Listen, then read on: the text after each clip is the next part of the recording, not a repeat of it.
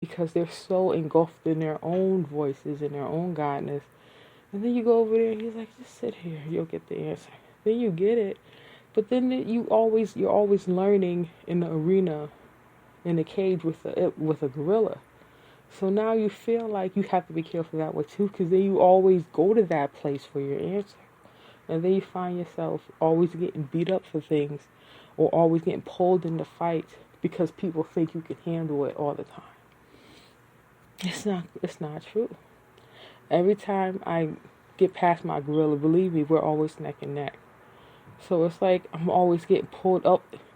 I defeat one gorilla and here comes another one 2 seconds later, and I got to get past that one. It burns at your muscles. It burns at your body. You're always in this swole temperance. It's like a swole temperance. Always at this, always at that. But yeah, I'm tired of running to emptiness. And all this orbiting I always preach about and getting your mind clear, that's good. But when it comes to sex, you don't want to be that way. You don't want to be going to the club and then you see a guy and then you can't control yourself. You're about to rush into that empty space, but the empty space is going to be inside of you. Your spirit is going to be like an open, empty space. And not a clear or clean one either. It's just going to be low, and there's going to be no energy to vibe with people. Oh, yeah, so I'm in the mall today. I just jumped subjects. Like, I didn't just say what I said. And it's just young people in there, and I'm just like, oh, let me hurry up and do what I got to do and get out of here, because this is not cool for me. I'm trying to find a place where I feel good. Besides talking on this podcast, I love reading poetry. And I'm going to have to try to fit into that crowd with poetry people and, whatever, once COVID leaves and we all get the COVID out of our systems. Go back to just going to poetry clubs and just reading poetry. Just to be in my type of fix.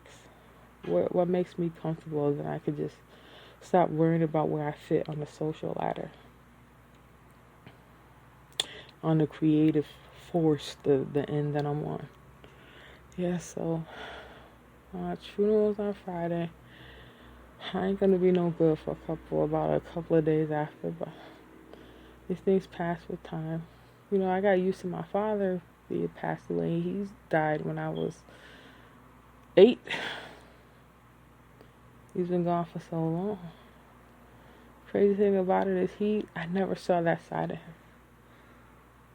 My father ended up on drugs, but he didn't do it around me. When he came around, he was clean, he was fun, he listened, he hugged on me. That's what I liked about him. He was so hands-on, like, he'll pick me up, he'll hug me, he'll grab me, and he'll hold my hand. So I'm just like, oh yeah. You know what I mean? And then when he was on drugs, he just wasn't there. He would go back to his home state of Delaware. And I guess it all happened there, and it happened fast. He wasn't on it too long before, the inevitable, but you can't put an ugly face on something you didn't see.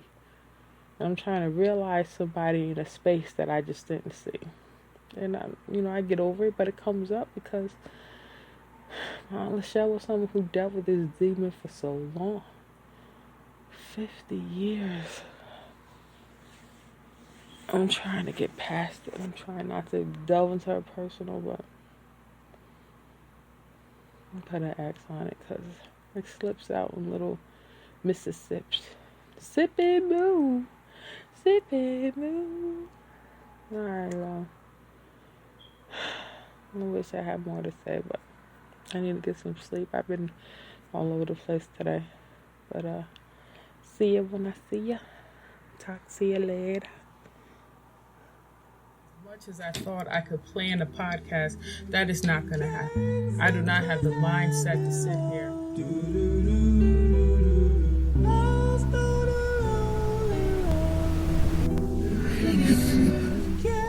Chop up block for block how I'm going to tell you about weight loss and weight gain.